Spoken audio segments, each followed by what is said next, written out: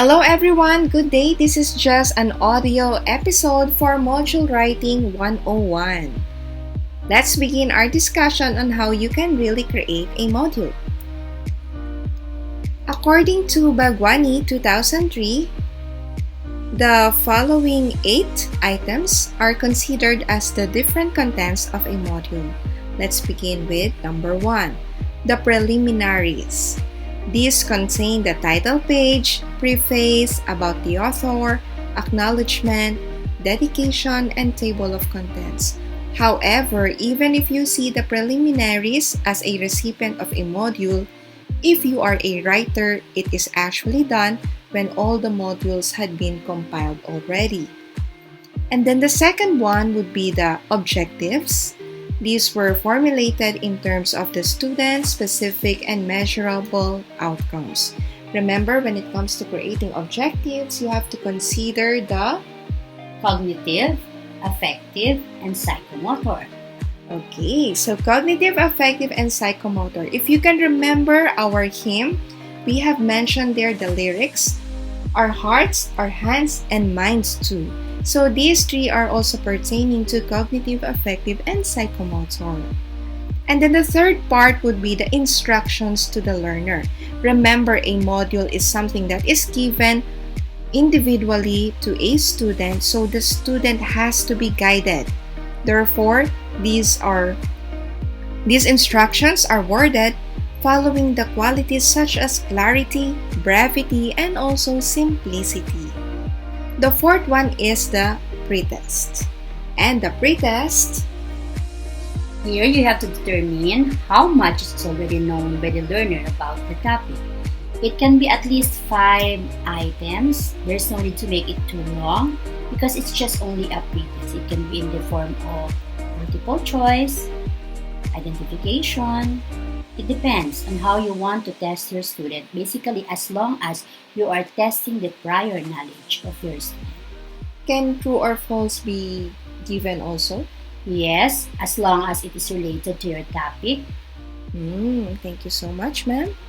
And then the fifth one is the pretest feedback. This is actually the key to correction, and it is better placed at the end of the entire module compilation.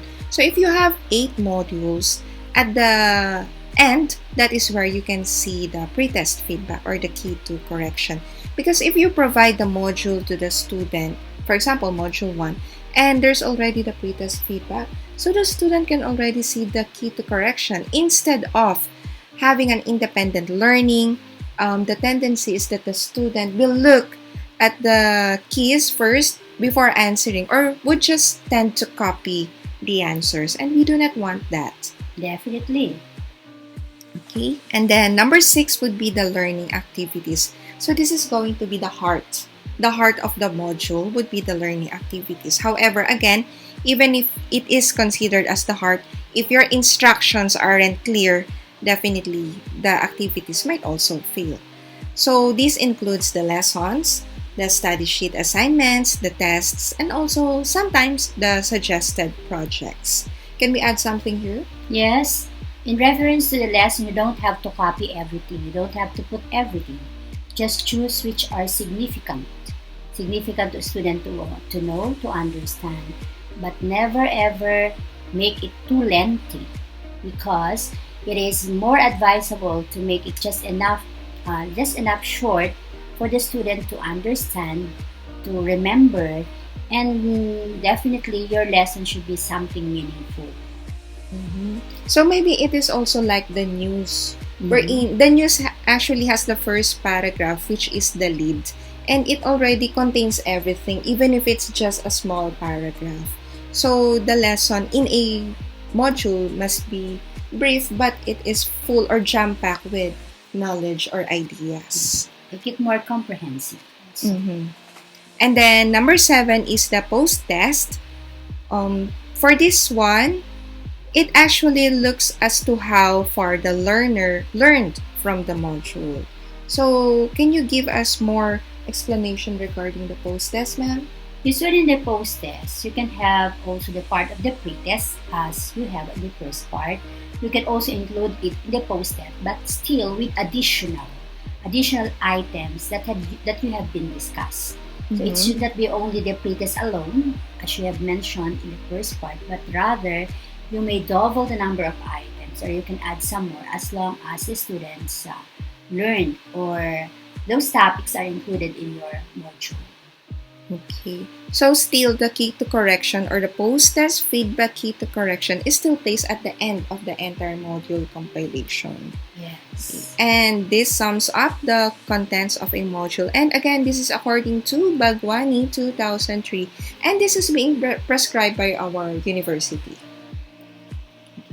So other modules have at the end of the compilation, the glossary of terms and also references. But how about you? Do you think that these two are vital? How about you, ma'am? Do you think these are vital? Yes, definitely. Most especially in relation to references, because they serve as our basis. Where did we get the lesson? Where did we get the activities? What are supposed to be your point of reference if ever your students will be asking you? So Mhm. sources of knowledge are very important. How about the glossary of terms? Yeah, because in this case, this can also give your student a clearer view or a clearer definition or meaning of some important things that they need to learn. Mm-hmm. And I think there are some words that are considered vague, which they need to understand. And basically, this glossary could really help. Okay, so I think this is also a test whether the teacher or instructor created the module herself or Mhm. himself. Because if it's just copied, you cannot create the glossary of terms, or you are just letting the student go on search for what's the meaning of that without providing the glossary. But it actually should help the students understand better. As what we mentioned, it's the unlocking of the difficulty. Okay, so still these two are vital. We have some examples for the succeeding slides. Can you please observe if the contents are visible? The contents given by Bhagwani are visible in these slides. So we have here a letterhead, the name of the course or subject. Then we also have a note to the student. You can see it. It is actually boxed at the middle. Welcome to this first module, and then the subject. Afterwards, we have the module number 1, then the module title, Elements of Teaching and Learning. Then we have, of course, the different objectives. Okay, so we have mentioned a while ago, there should be cognitive, affective, and psychomotor, and these are visible in the set of objectives. Next, we have here the instruction to the students.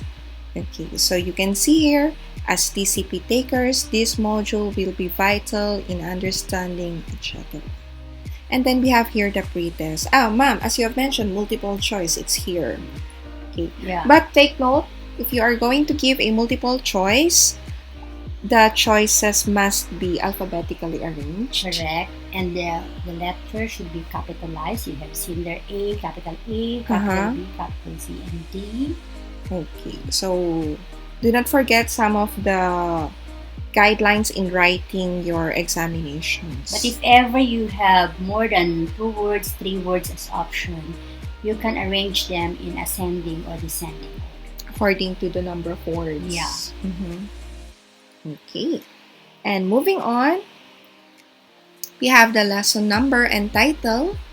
And there are also at times that you can put supplemental graphics so that your module wouldn't be that boring, especially if it's full of text. You remember, students right now, they rarely read. They prefer to look more for pictures, photos, or colors. And then we have here the lessons, the lesson itself. Then the different learning activities with the clear instructions. And there is also the post-test. Okay. So you can see at the post-test, there is a rubric at the bottom so that the student will know what would be expected of her, in what aspect will she be graded. Okay. So for this one, the focus would be the principles of assessment and also evaluation of your students. Okay, so again, were the contents mentioned by Bhagwani visible in the sample module? Well, if you can say that it is yes, then maybe the module that we have presented to you might be on the right track. But if there are still some missing, then maybe we still have to modify the module that was presented. So for you as students and also as future educators, we also need to standardize the module that you will do for submission. So for this time, the moment that you have collected or compiled all of the modules, then we are now going to include the preliminaries and also the key to correction. So again, the preliminaries at the beginning and then the key to correction would be at the end. So this is the summary. Okay. Ma'am, is there a need for us to create a specific title? For example, objectives. Is it just objectives or what the students need to know? I think we have to agree on that because we will be using different terminologies for each part. It might sound different, but if ever there is a standard or the usual title for each part, it will be better for uniformity and standardization. Okay. So, oh yes, because if you compiled everything and then the titles are different from one another, definitely the student will be confused. What is that part? Okay, so that is also for consistency. Yeah. Okay. And I think this is the end of our audio presentation for module writing. But then we have here a note that there should be one activity for the lesson, and then there's another activity which is as part of the activity itself. Maybe though this one is more of a motivational activity. Okay.